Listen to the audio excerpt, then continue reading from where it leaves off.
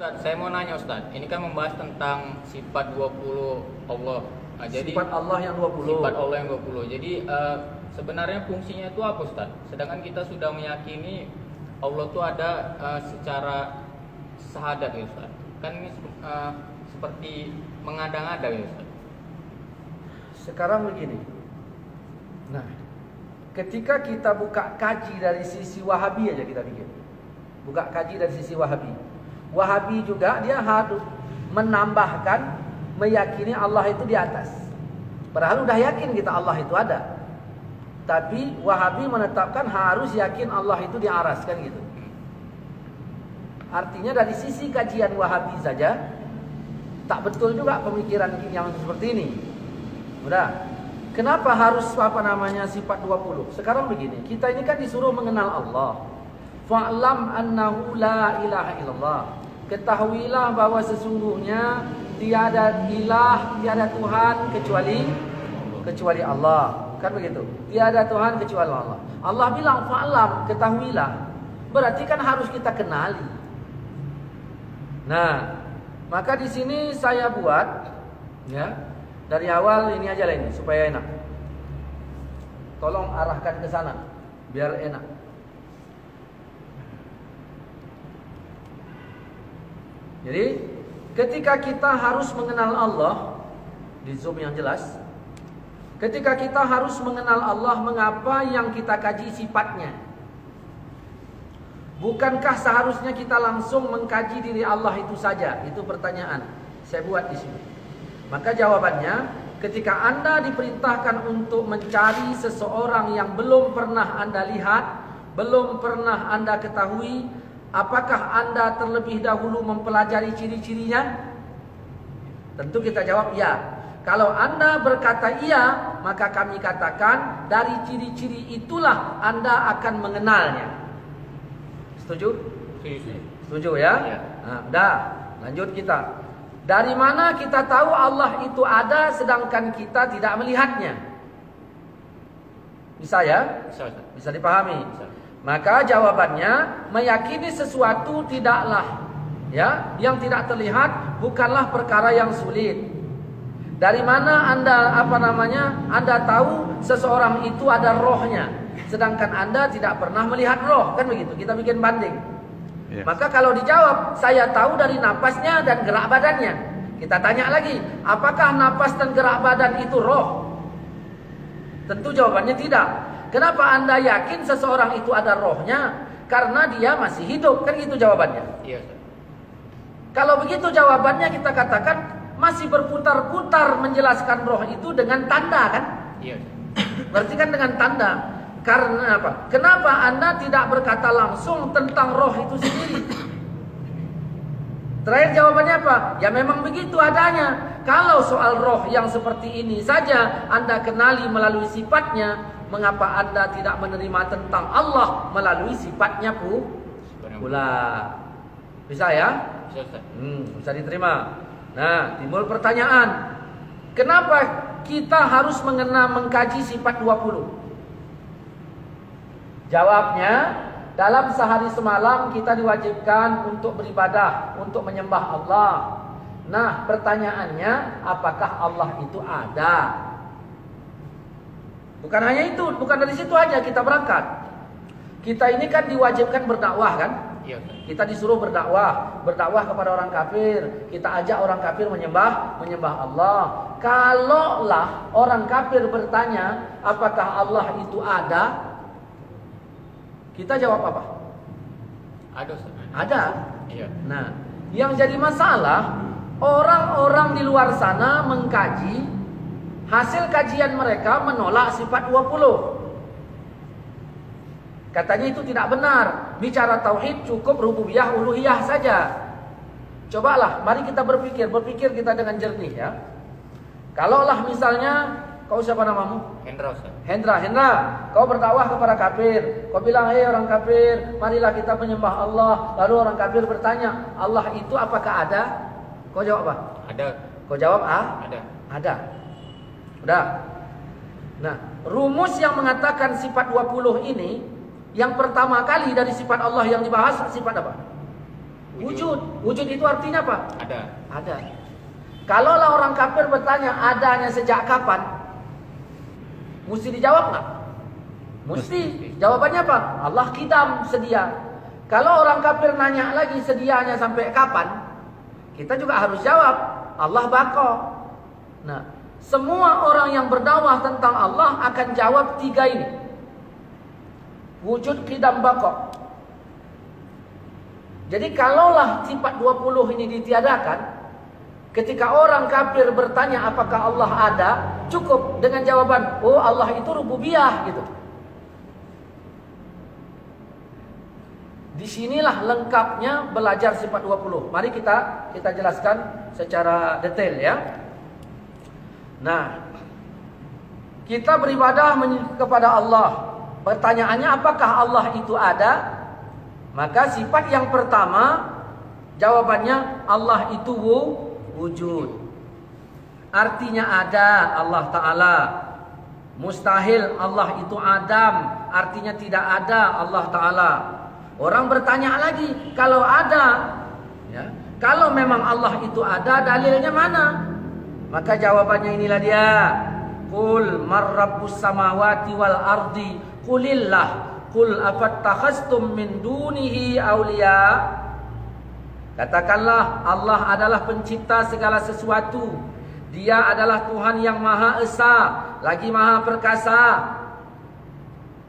Ya. Jadi Allah itu Esa. Allah itu wujud. Qulillah, katakanlah adalah Allah.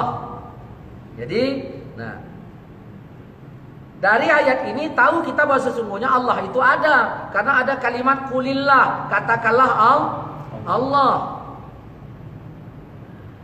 Jadi Allah itu ada. Nah, maka inilah dalil wujudnya Allah. Jadi orang yang mengatakan Allah itu bersifat wujud, ada dalilnya, ini dia. Yang kedua, orang bertanya lagi, kalau Allah itu ada, maka adanya itu sejak kapan? Di sini memerlukan sifat yang kedua, yaitu qidam. Artinya Allah itu sedia. Bagaimana maksud sedia? Allah itu adanya tidak didahului dari tidak ada. Mustahil Allah itu hudus, artinya baharu. Nah, yang dimaksud sedianya Allah itu, adanya Allah itu tidak dimulai dari tidak ada. Orang bertanya lagi, kalau Allah itu qidam, dalilnya mana? Ini dia. Jadi wujud kita punya dalil, qidam kita punya dalil. Huwal awwal wal akhir. Dialah Allah yang awal. Ini lainnya. Dialah Allah yang awal. Allah itu qidam. Ya. Allah itu qidam. Ini. Orang kafir nanya lagi. Kalau Allah itu sedia, tidak dimulai dari tidak ada, jadi kesediaan Allah itu sampai kapan? Di sini memerlukan sifat yang ketiga, yaitu Allah itu baqa. Arti baqa ini dalam bahasa Arabnya kekal. Mustahil Allah ini fana, mustahil Allah ini rusak. Orang bertanya lagi, dalilnya mana? Ini dia. Wa yabqa wajhu rabbika dzul jalali wal ikram. Sifat yang keempat. Orang bertanya lagi, kalau Allah itu ada dan kekal, maka wujudnya bagaimana? Bentuknya bagaimana?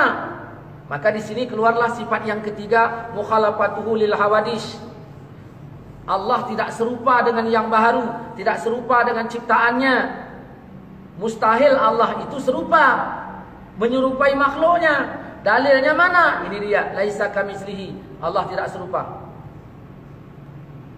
Jadi semua sifat 20 itu dari wujud qidam baqa sampai selesai ada ayatnya. Ada ayatnya. Sifat yang kelima, orang bertanya lagi, kalau Allah itu tidak serupa dengan suatu apapun, jadi Allah itu di mana? Di sini memerlukan sifat yang kelima, qiyamuhu ta'ala binafsih. Artinya Allah berdiri dengan sendirinya, tidak ada makhluk yang besertanya. Mustahil Allah itu seperti makhluk. Nah, ada orang bilang Allah itu bersemayam di aras. Ini udah kita keluarkan sebuah video tentang jawaban itu. Nah, maka kita tanya, Kalau memang dia bilang Allah di aras, sebelum Allah menciptakan aras, Allah di mana? Allah di mana?